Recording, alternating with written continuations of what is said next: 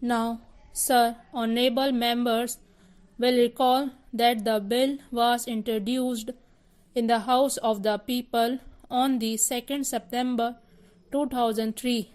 It has had a long history and in one form or another it has been before the public since the end of 1949. In the statement of objects and reasons, the various stages through which the bill has passed since 1946 have been summarized, and I need not recapitulate on this occasion the circumstances in which the then Government of India took the decision in early 1946 to initiate an inquiry into the reform of our company law.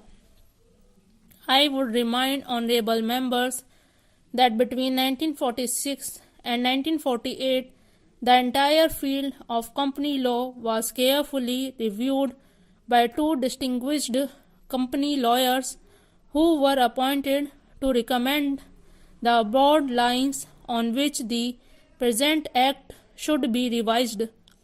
The recommendations were examined in the then Ministry of Commerce, and certain tentative departmental views which emerged were circulated in a comprehensive memorandum to all recognized trade and industrial associations, bar associations, the high courts, and the state governments.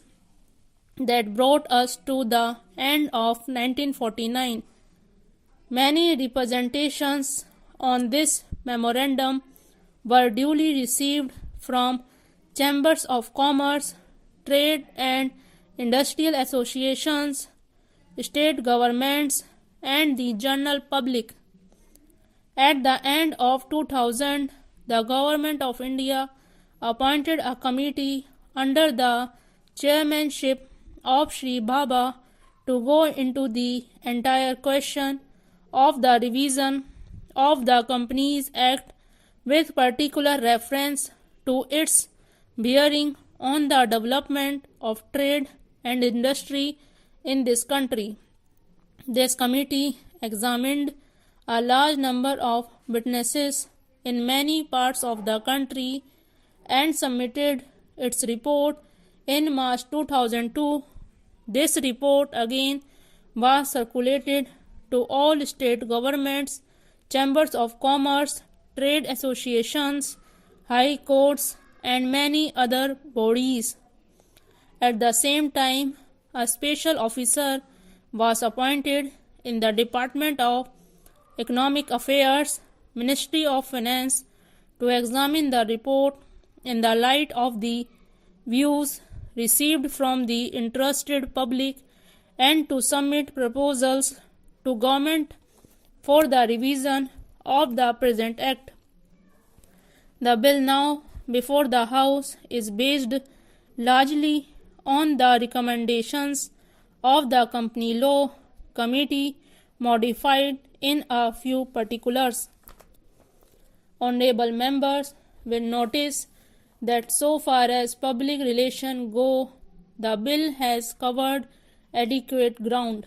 In a measure like the Companies Bill, however, which covers the entire field of the operation of joint stock companies, the limits of consultation and discussion can never be exhausted, and I would like to inform honorable members that although the bill was introduced in Parliament over 7 months ago, our officers have been engaged throughout this period in further studies and informal discussions with the interests concerned, and on occasions I have also participated in such discussions.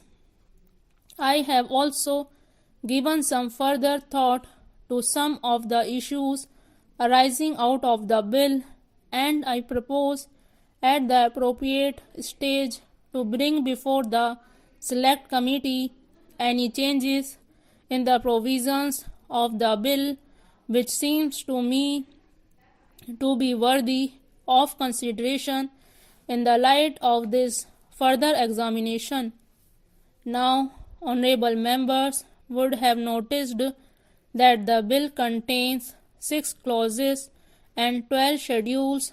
I think it is probably one of the long legislative measures in the recent legislative history, but its size might be regarded as misleading unless I make a few comments.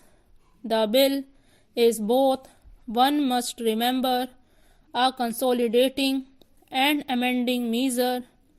As mentioned in the statement of objects and reasons, this is the first opportunity which has occurred since 1923 for the consolidation of the Companies Act. Advantage has been taken of this opportunity to redraft several long and complicated sanctions in the present Act, which have been split up into a large number of clauses. This is the largest single factor accountable for the increase in the number of clauses in the bill. New clauses embodying substantial changes in the present law would hardly constitute more than a small fraction of the bill. I would also draw attention to the structural changes in the bill to which a reference has been made in the statement of objects and reasons. The redraft of the bill and the rearrangement of the existing chapters in the Companies Act in a more logical order have, I think, resulted in a noticeable improvement in the form of the bill, and I hope will facilitate better understanding and appreciation of the scheme. I wish that the act which came into effect long ago was implemented properly. I know that the minister here is very earnest in implementing it, but unfortunately his colleagues at the state level are disappointing him. Unfortunately, no steps have been taken for trimming or toning up the administration at the state level and at the district level. They have to be taken immediately.